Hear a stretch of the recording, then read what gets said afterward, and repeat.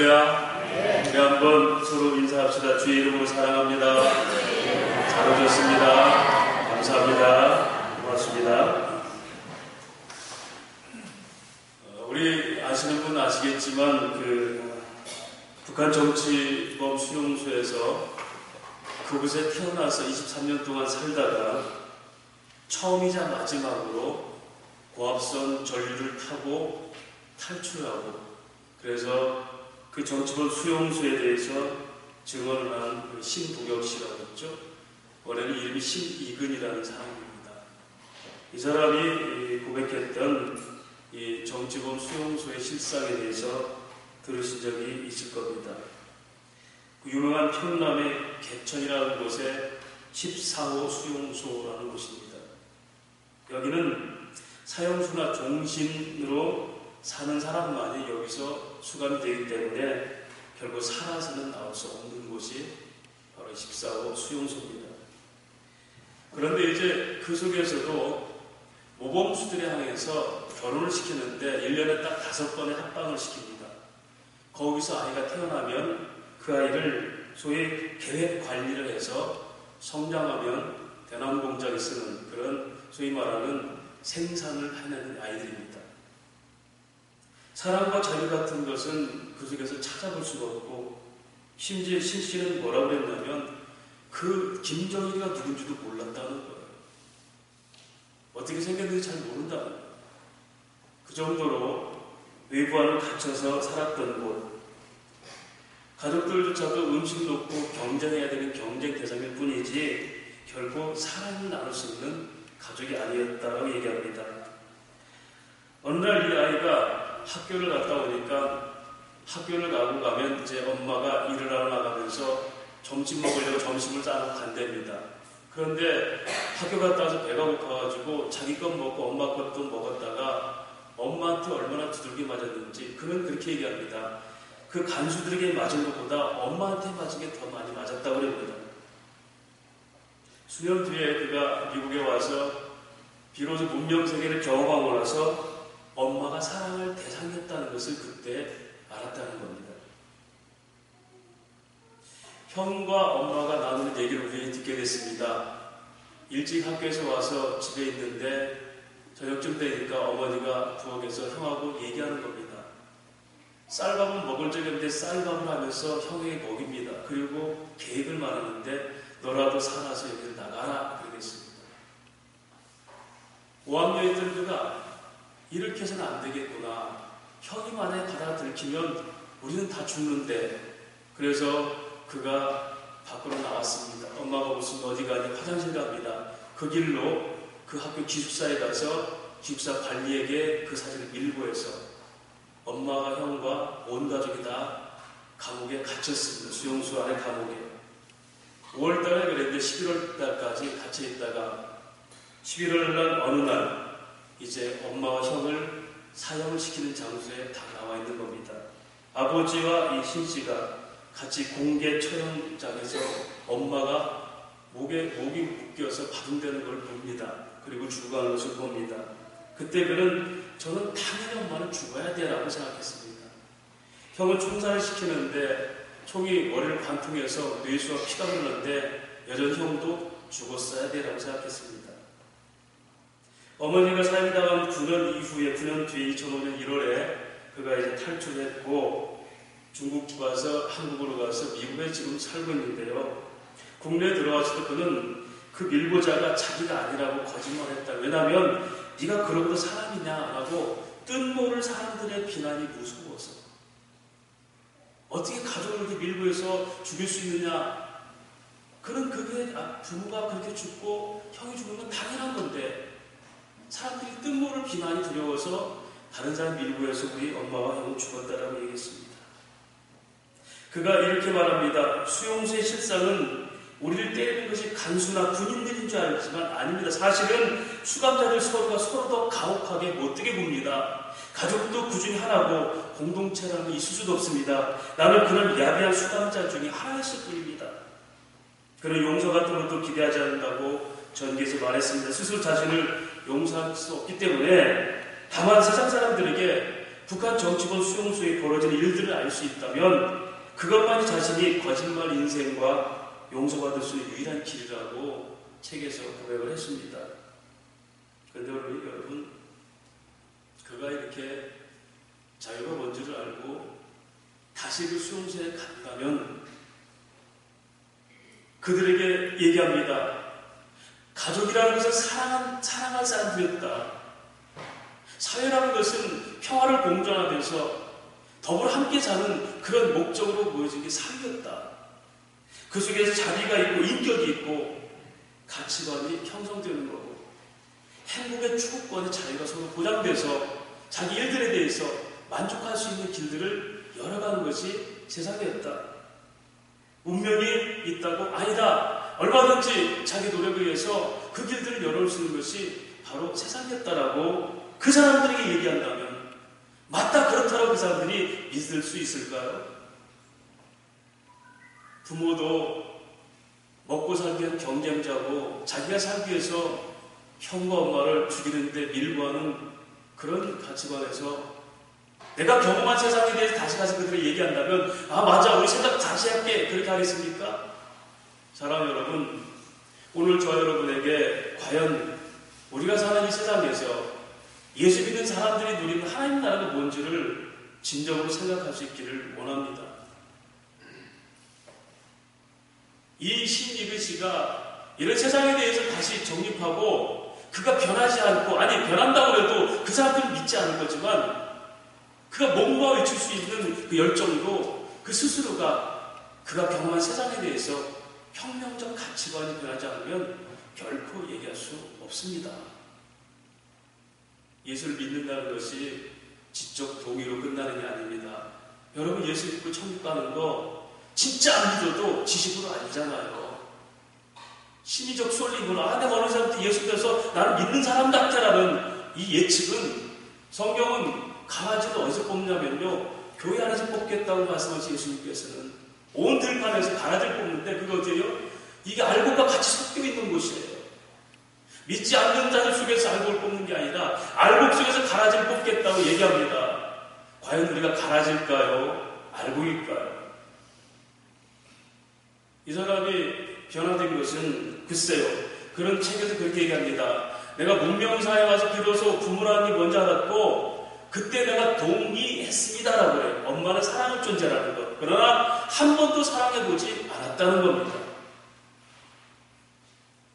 죽은 엄마가 다시 살아도 미안한 생각은 조금 있겠지만 역시 그때는 내가 살기 위해서 엄마를 죽일 수밖에 없었다고 얘기할 겁니다.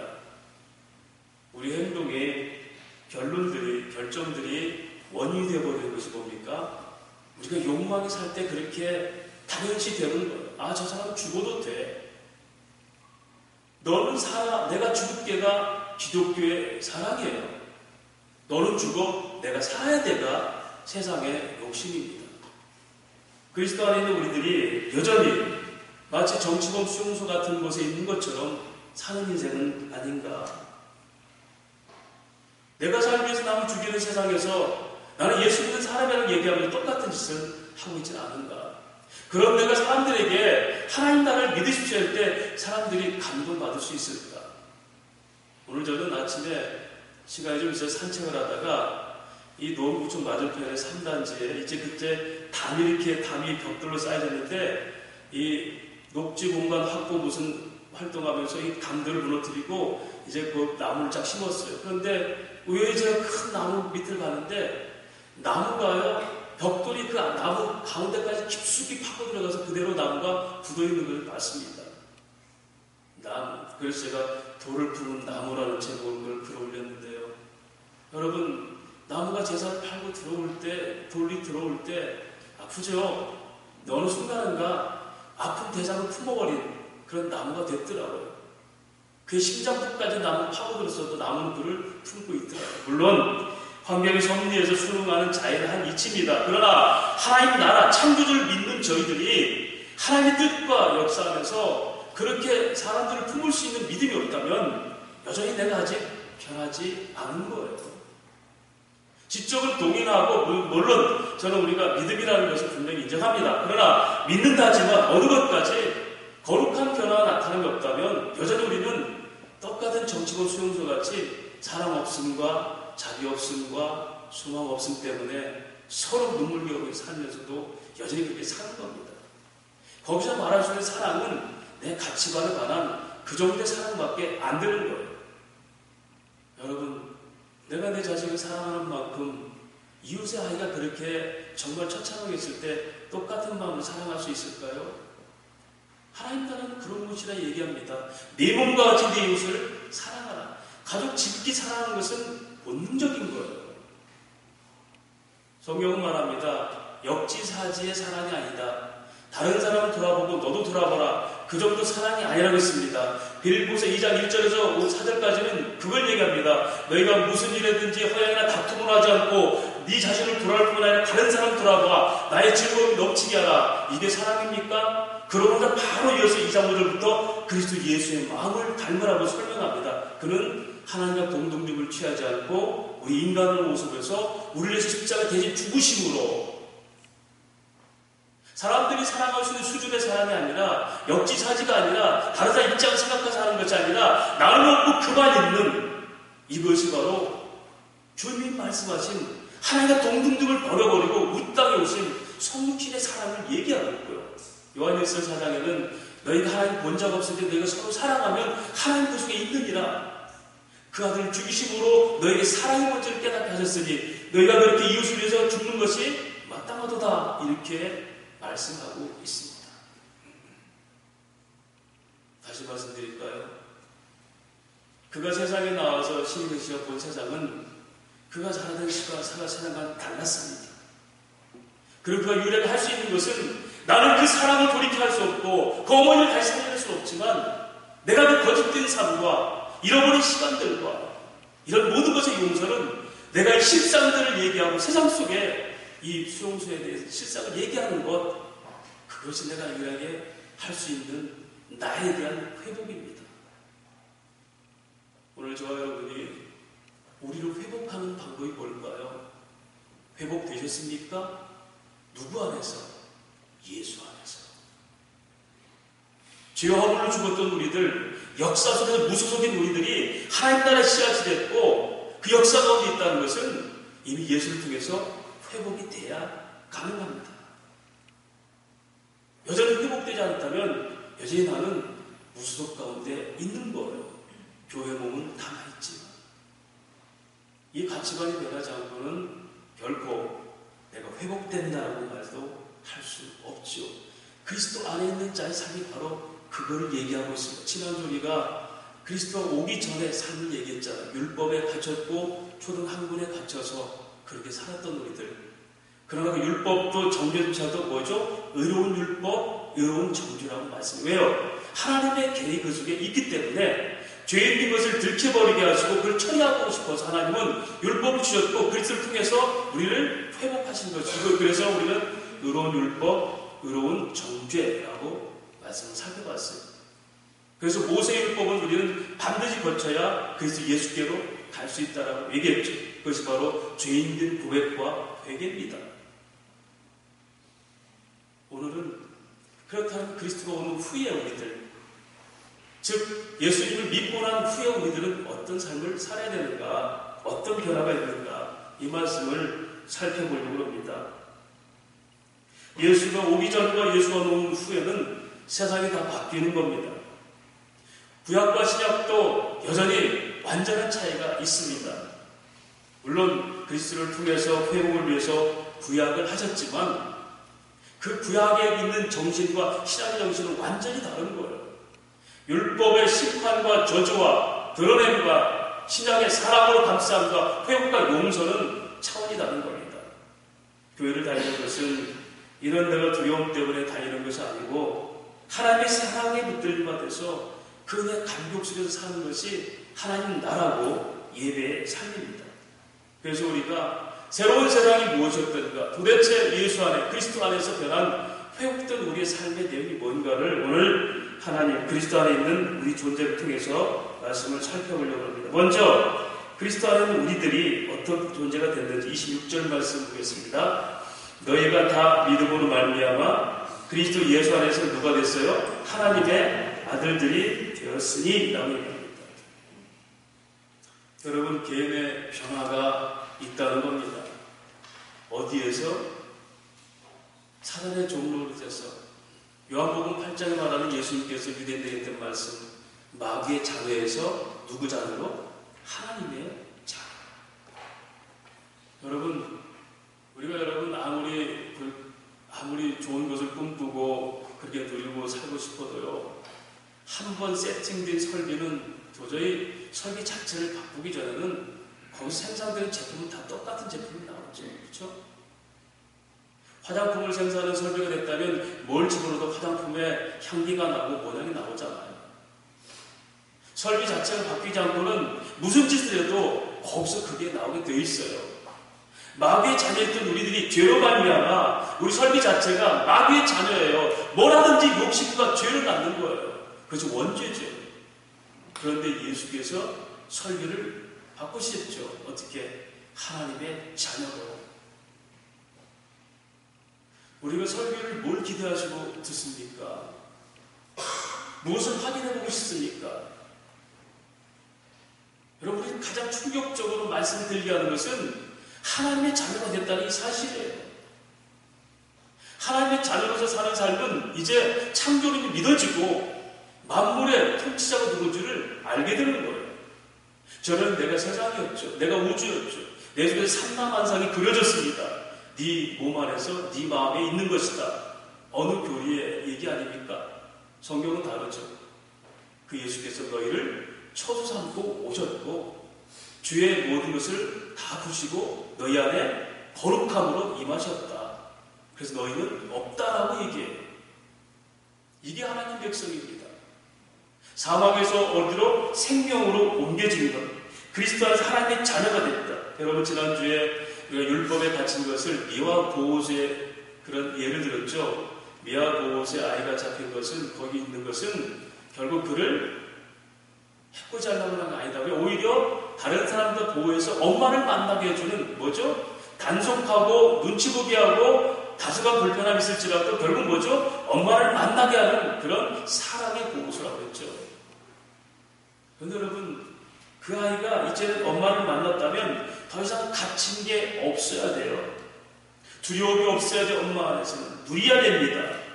근데 여전히 이거 하고 죽을까봐 저건 망할까봐 이런 생각을 하는 것은 하나님 자녀입니까? 아니죠. 세상 사망 권세가 주는 것들에 묶여 있는 겁니다. 다시 말씀드리면 엄마 앞에 엄마 품에 품긴 아이는 결국 두려워할 게 없어야 돼요. 여러분, 두려움 있습니까? 무엇을 두려워하십니까? 죽음이 두렵습니까? 건강 때문에 두려워하십니까? 못 살까 두려워하십니까? 여러분 자녀들이 여러분 뜻대로 못 살아줄까 두렵습니까? 그러면 우리가 다 해야 되죠. 그런데 성경은 로마서 8장 15절 말합니다. 너희는 다시 무수한 종의 영을 받지 아니하고 양자의 영을 받았으므로 우리가 아빠 아버지라고 부르짖느니라. 성경을 자세히 보면 아버지라고 부르짖느니라. 부르짖느니라.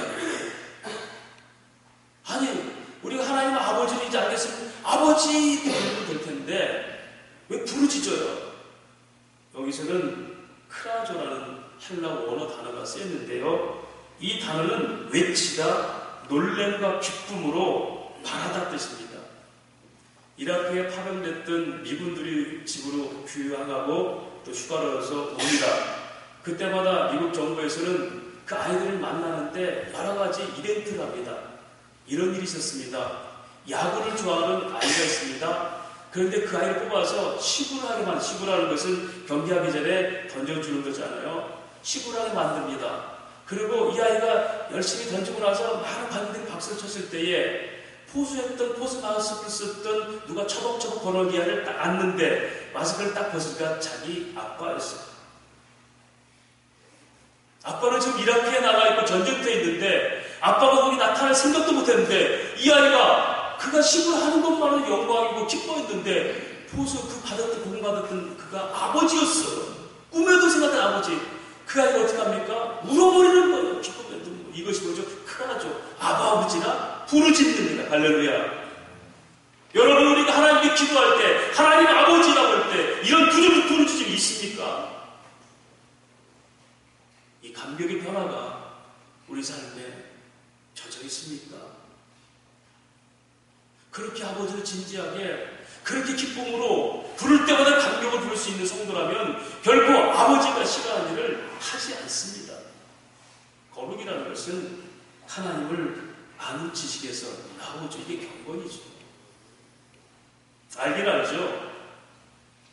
그러나 감격이 없습니다. 자녀라는 얘기는 두 가지 의미가 있습니다. 하나는 이제 영적인 변화가 됐다 얘기예요. 오늘 26절 말씀 보니까 하나님의 아들이 됐다. 이게 영적 변화죠. 25절은 뭡니까? 25절 말씀. 믿음이 온 후, 즉 예수를 믿은 이유는 우리가 초등교사 안에 있지 아니하니. 여러분, 초등교사가 뭐예요? 어렸을 때 나를 가르치는 고모에 불과합니다. 이제는 내가 성장한다는 겁니다. 다시 말씀드리면 우리가 하나님의 자녀가 됐다는 것은 영적인 거룩한 변화뿐만 아니라 날마다 성장하는 믿음이 있어야 된다는 거죠. 늘 말씀드리잖아요. 지난주보다 이번 주가 더 성장하셨습니까? 여러분들 자녀들을 열심히 기르는데 아이는 키도 안 크고 생각도 안 된다면 뭐 그러려니 저는 대기만성이야 이렇게 여유있게 쳐다볼 부모 있습니까? 그것이 마치 부모의 잘못인 것처럼 끊임없이 몸부림치면서 뭐라도 붙들고 아이를 성장시키려고 이것저것 먹여보고 병원 찾아보고 하지 않겠습니까? 하나님도 똑같은 마음이십니다. 정말 예수를 믿느냐? 그 다음에 내가 성장하느냐? 1년 12달 설교 듣고도 어떻게 안 변하느냐? 물론 설교가 제대로 못했을 수도 있죠. 어떻게 안 변하느냐? 기적 중에 기적은 1년 50일 한 번도 예배 안 빠진 사람이 세상 전체가 안 변한다는 거예요. 이게 기적이죠. 하나님 말씀을 관절과 골수를 찔른다 그랬는데 그 말씀을 듣는데도 전혀 안 변하는 거예요. 이게 뭐죠? 하나님의 자녀가 뭔지를 제대로 아직 모르는 거예요. 지속적인 성장으로 우리의 거듭남이 풍성하게 하는 것을 신학적으로 성화된다 그래요. 거듭남이 있어야지 변하고 하나님 나라를 가는 겁니다. 거듭남이 뭐죠? 내가 하나님의 자녀가 된 것입니다. 이것을 제가 개인적 변화의 혁명이라고 얘기했죠. 신익은 씨가 그가 나와서 새로운 세상을 봤을 때 그의 가치관이 완전히 바뀌어버린 겁니다. 세상이라는 게 이렇게 사는 게 아니었구나. 나는 23년 동안 헛된 삶을 살았구나. 열심히 살았죠. 그가 어느 정도 했냐면요. 가운데 손가락이 잘라졌어요. 그가 한 일이 뭐냐면 그 안에서 재봉틀을 고치는, 그 수용소 안에서 재봉질하고 군인들 옷을 만드는데 재봉틀을 고치는 수리기사로 그가 이제 사는 거예요. 근데 재봉틀을 떨어뜨렸다고 그 자리에서 손가락을 잘라버린 거예요. 가운데 손가락. 여러분, 그것이 그의 열심히 하는 내용이었어요. 다시는 안 떨어뜨려야지 재봉틀. 그렇게 열심히 산 거예요. 그들은 재봉틀을 안 떨어뜨리고 누구보다 더 열심히 재봉틀을 고치고 다녔습니다. 그게 여러분 성공한 인생입니까? 세상에 나와보니까 그게 열심이 아니었던 거예요. 사랑이 없는 열심, 목적이 없는 열심, 소망이 없는 열심, 배반당한 열심이 되었어요. 그래서 성경은 고린도 15장에 말합니다. 사망에 쏘는 것을 그리스도를 말미암아 넉넉히 계세요. 이게 부활이에요. 그러므로 형제들 너희가 주 안에서 열심으로 살아라. 이는 너희 수고가 세상에서 헛되지 아니하였습니다. 할렐루야. 하나님 없이 하는 열심, 제가 여러분 자녀를 얘기했잖아요. 예배가 우선되지 않는 열심은 여러분 그 시간 동안 하나님이 참고 견뎌주는 시간이에요. 그것이 행복하다면 하나님 말씀을 잘못 든 거죠. 내가 어떻게 존재가 됐는지. 그래서 여러분, 내 가치 변화가 이루어지지 않으면 내가 하는 모든 일은 그 수용소 안에서 열심히 사는 것밖에 안 되는 거예요. 세상이나 틀에서 내 경쟁장이나 학교 안에서 1등하고 이것밖에 내가 노릴 게 하나도 없어요. 그렇게 위대한 서울대학교 죄송합니다. 세계 150위 안에 못 들잖아요. 목숨 거는 학교가. 학교를 폄하하는 거 아니에요. 우선순위가 뭔 줄 아는데요. 무엇이 자녀들을, 무엇이 우리를 행복하게 하는지. 열심히 제목들 고치고 하나씩 먹는 거지 그게 출세했습니까? 그렇죠. 왜냐하면 먹기 힘든 그 속에서 열심히 제목들 고치고 먹으니까 그게 목적이었습니까? 다른 세상이 너무 먹는 거예요. 노숙자도 또 먹고 사는 세상이었어요. 가치가 달라진 거죠. 그것이 우리가 회복되어야 되는 첫 번째 그리스도 안에 있는 신분의 변화입니다. 두 번째로 그리스도 안에 있는 존재는 우리가 어떻게 변하는지 28절 말씀 한번 같이 읽겠습니다. 너희는 유대인이나 헬라인이나 종이나 자유인이나 남자나 여자나 다 그리스도 예수 안에서 하나니라. 공동체가 혁명이 된 겁니다. 여러분 길을 가다가 두 아이가 물에 빠졌다. 아이고 죄송합니다. 시험에서 내가 아는 아이 빠졌고 내가 전혀 모르는 아이 빠졌어요. 누구 건지 거짓말 하지 말고 아는 애 건지죠. 이 성경은 이 공동체로 얘기하지 않아요. 인종의 구분이 없습니다. 유대인이나 헬라인이나 계층의 구분이 없어요. 종이나 자유자나 성별의 구분이 없어요. 남자나 여자나. 여러분 이 한국 사회보다 북한이 오래전부터 남녀 평등이 있었습니다. 여자의 지위가 남자와 똑같았어요. 그 이유가 뭔지 압니까? 페미니즘? 그거 북한에서 아닙니다. 여자도 똑같이 남자하고 노동을 똑같이 시키는 거예요. 그러려고 남녀 평등을 만들어준 겁니다. 여러분 세상이 하나가 되는 이유는 많은 사람들이 있죠. 니가 내가 하나 되자. 왜요? 공동으로 이익을 누리려고. 그것도 팀으로 끝나요. 가족, 가문. 그래서 제가 늘 얘기하잖아요.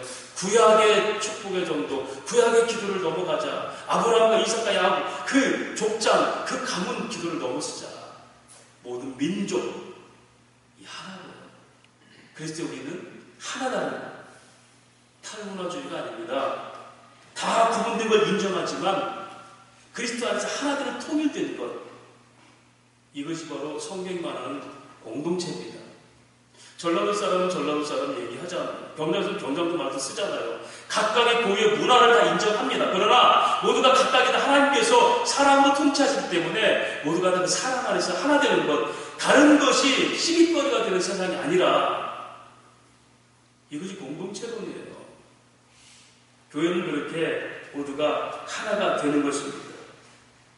아브라함 카이퍼의 영역별 주권이라는 이 기독교 사단은 저희 예수님께서 말씀하신 세상이 하나 되는 곳에서 통치하면서 각자의 삶을 존중해라. 은사적 부분의 존중이거든요. 지난주 우리 총신에서 그 죽상 포럼의 주제가 계획교회와 영역별 주권이었어요. 세 분이 나와서 발제하고 논평을 했는데요. 그 얘기입니다. 하나님 모든 사람에게 다 각각의 다른 기질과 신분과 다른 피부와 다 주셨어요. 그거 다 소중한 겁니다.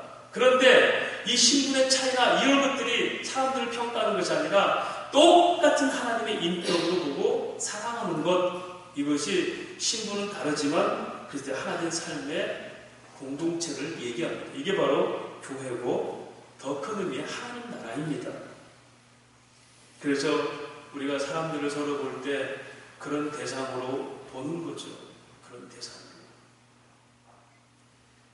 제가 존경하는 우리 장로님 한 분이 계신데 화가시고 미술을 전공하신 분인데 이분이 어느 날 이 밤늦은 시간에 이제 집에 오다 그분이 불평이 찾았어요. 근데 이제 영등포에서 차를 타야 되는데 이제 좀 시간 지나면 버스가 없지 않습니까? 근데 택시를 타려고 서 있는데 이제 한 사람이 서 있더래요. 한 사람이 있는데 그 사람이 이렇게 추워서 떨면서 이렇게 전봇대 기대고 있더래요. 그래서 이제 자기가 가진 돈이 있어서 그 사람이 이제 뭔가 사주랬더니 전부 다 문 닫지 않습니까?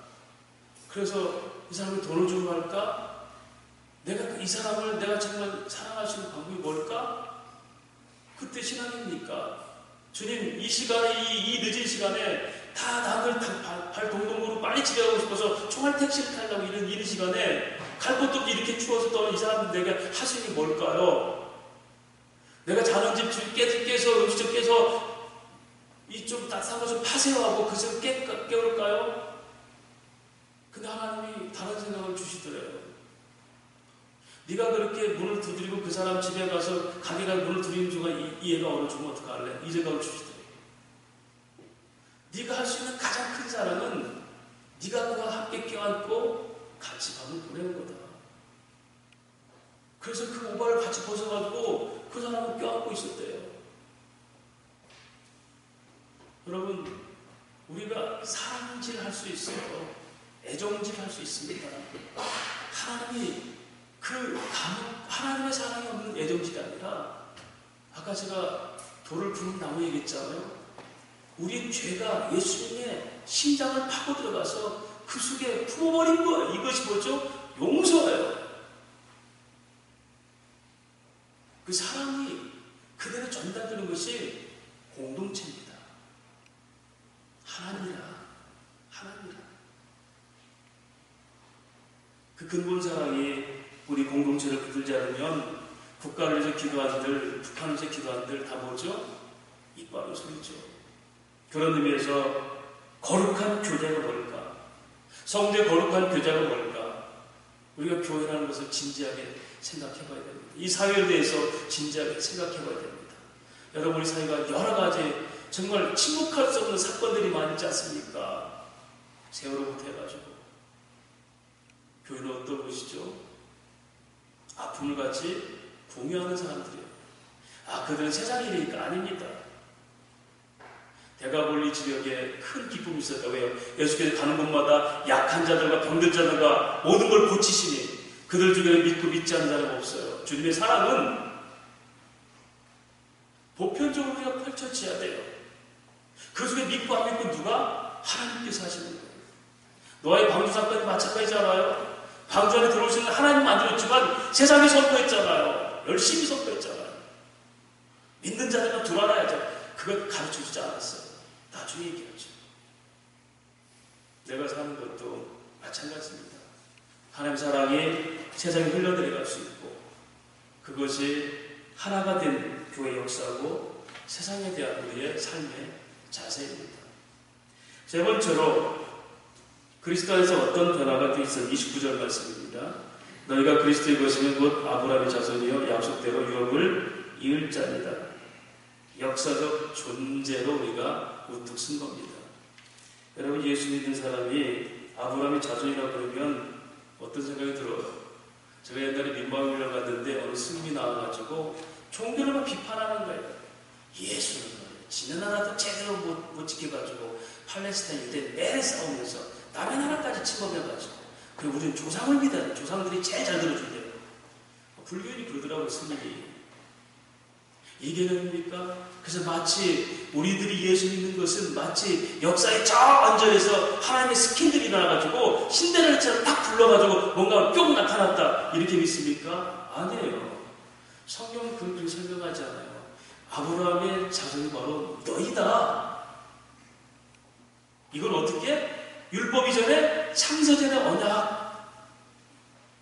이 역사는 하나님의 언약의 성취의 현장들이에요. 그 언약들은 너희가 그리스도 안에서 아브라함의 자손으로 와서 어떻게? 그 언약의 씨가 됐다.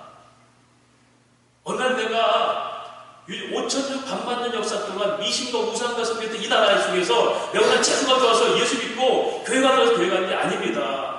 부초처럼 역사에서 방랑객처럼 떠돌다가 어느 날 내가 교회 간 게 아니에요.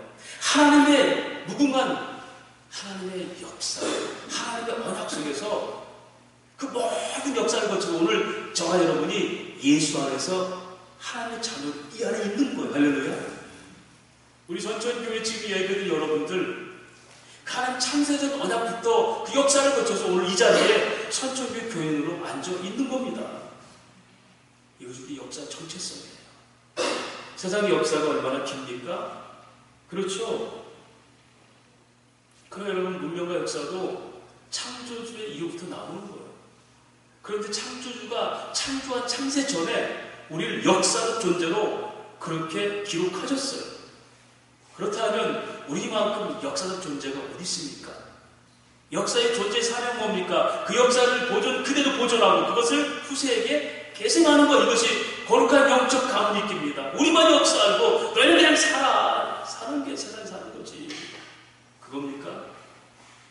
제가 어떨 때 제 부목 살 때요, 제 신방을 갔는데 이 시어머니가 워낙 믿음을 핍박하니까 며느리가 너무 지쳐가지고 어느 날 그러시더라고요. 목사님, 제가 이제 우리 시어머니 돌아가시고 나오는데 교회 가야 되겠어요. 왜? 그러니까 너무 반대하셔서. 제가 그랬습니다. 그러지 하나님 굉장히 기뻐하실 겁니다. 왜냐하면 우리 시어머니 고이 지옥으로 모셔다 드리고 나는 예수님 되잖아. 정말 예수님 소중하니까 그렇다면 마저 죽더라도 어머니 전 못 보내세요. 그거 아닙니까? 다시 생각하십시다. 우리 하나님 나라가 뭔지 아십니까? 첫 번째 변화인 그리스도 안에서 내 신분의 변화가 뭔지 하면 사망에서 생명 옮긴 이 자리가 뭔지 안다면 그렇게 얘기해서는 안 돼요. 내가 시어머니한테 맞아 죽어서 순교하고 죽더라도 우리 시어머니 천국 보내야죠. 아이고 집안 문제 생기고 막 그냥 여러 가지 제가 조용히 있다가 우리 시어머니 돌아가서 나올 때 무슨 믿겠습니까? 아니죠. 같이 변화가 안 될 겁니다. 오늘 우리 역사는 하나님께서 세우신 그 존재하는 우리가 있는 거예요. 간의 언약들이 대를 이어서 우리 공부지고 그래서 그 역사를 안다면 내 자녀들은 나보다 더 뚜렷한 역사를 세우는 것, 이것이 부모들의 사명입니다.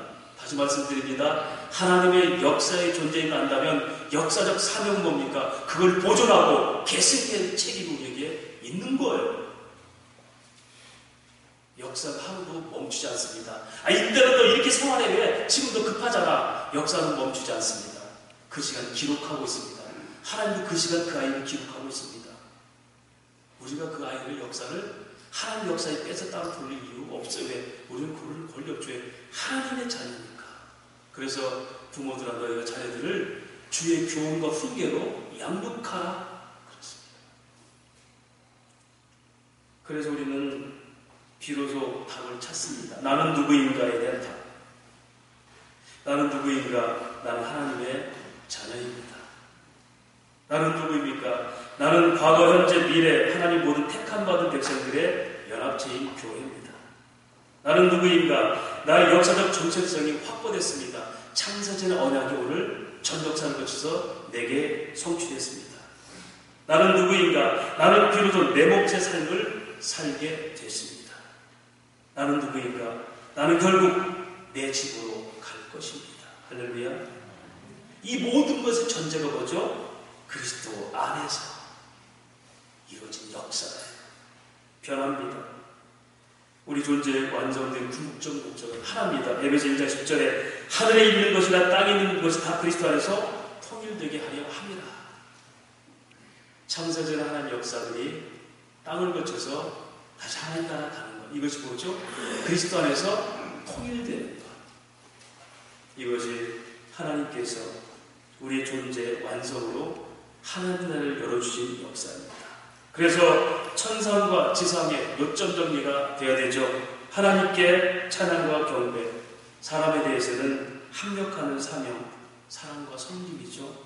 역사 속에서는 그 복음을 보존하고 계승한 책임, 이게 천지의 역사의 요점입니다. 이는 가히 우리 안에서 혁명적 변화가 일어나지 않으면 결코 얘기할 수도 없고 전할 수도 없고 누릴 수도 없는 사실입니다. 또 그런 변화 가치가 없이는 이 말을 들어도 그것이 세상에서 변화될 능력이 안 되죠. 다시 한번 질문합니다. 과연 우리는 그리스도 오기 전에 신앙입니까? 오신 후에 신앙입니까? 구약 신앙입니까? 신약의 믿음입니까? 율법을 따름입니까? 은혜를 따름입니까? 행위의 근거입니까? 믿음의 결과입니까? 의무적 사명감입니까? 사랑으로 누리는 연합입니까? 수용수의 부족입니까? 하나님 나라의 자유입니까? 결론을 말씀드립니다. 최승호 씨가 쓴 우화집의 황금털 사자라는 그런 글 속에서 이런 얘기를 했습니다. 어느 날 연세가 지긋한 할아버지가 집에서 키우던 마흔에 키우던 비단 그 붕어를 이제 큰 물에다 놓아주겠다고 가서 풀어줬습니다. 그리고 가기를 바랬는데 이 비단비가 안 가는 거예요. 끊임없이 할아버지 곁에 서서 안 가는 거예요. 계속 쫓아도 안 가는 거예요. 그래서 할아버지 할 수 없이 먹이를 주고 왔습니다. 그런데 그 이튿날 나가니까 역시 그 자리에서 네모진 돌에서 이렇게 빙빙빙 도는 거예요. 그가 갇혔던 어항이 크기만큼 도는 거예요. 아무것도 안 먹었어요. 그래서 또 가서 먹이를 주고 이제 네가 저 깊은 데로 가서 다시 살아야 된다. 네가 자유로 가라 그랬습니다. 일주일 뒤에 가보니까 그 고기가 이 작은 바닥에 나와가지고 이미 썩어가고 있었다는 거죠. 그래서 그 할아버지가 이렇게 얘기했답니다. 이놈아, 깊은 데로 가서 먹이를 찾아야지 왜 나보고 먹이 달라고 자갈밭으로 나와 나를 기다리면 어떡하란 말이냐. 오늘 우리 구원의 이후의 삶이 여전히 내가 만드는 세상, 죄로 말미암아 확정된 구역 안에서 끊임없이 허덕이고 묶이고 사는 삶은 아닌가요? 율법의 들판에 서서 나는 자유를 누린다고 생각하면서 예수 믿는 거 아닌가요? 이거 하나님 혼날까봐 난 이렇게 해야 되겠다는 그런 억압 속에서 사는 거 아닙니까? 전쟁이 끝났음에도 시퍼렇 하는 중 여전히 설치는 우리들의 마음은 아니니까 해가 떴는데도 등불을 밝혀서 내 앞을 가르라는 세상의 지식이 하나님 나라를 먹어버리는 그런 삶을 살지 않습니까? 변하지 않으면 안 됩니다. 우리 변화는 하나님 나라가 내게 이루어졌다는 사실입니다. 마귀의 자녀에서 하나님 자녀가 된 겁니다. 그래서 우리는 그래서 부르짖는 겁니다. 아버지 한마디에도 눈물이 왈칵 나야 돼요. 끊임없는 감동들이 넘쳐야 됩니다. 우리는 공동체가 변했습니다. 내 사람이 이웃 사람입니다. 그렇게 서로를 사랑하는 것이 교회입니다. 하나님 나라가 교회입니다. 그리고 나는 부처처럼 떠드는 무소속이 아닙니다. 수많은 역사를 거쳐서 하나님 약속대로 성취된 내 역사적 정체성이 있는 분명한 하나님 나라 백성입니다. 그런 믿음으로 살아가셔서 이 하나님 나라의 은혜를 내가 지키고 누릴 뿐 아니라 우리 후손들에게, 이웃 사람들에게 나눌 수 있는 교회 사명, 성도의 삶이 되시기를 주의 이름으로 축원합니다. 하나님 아버지,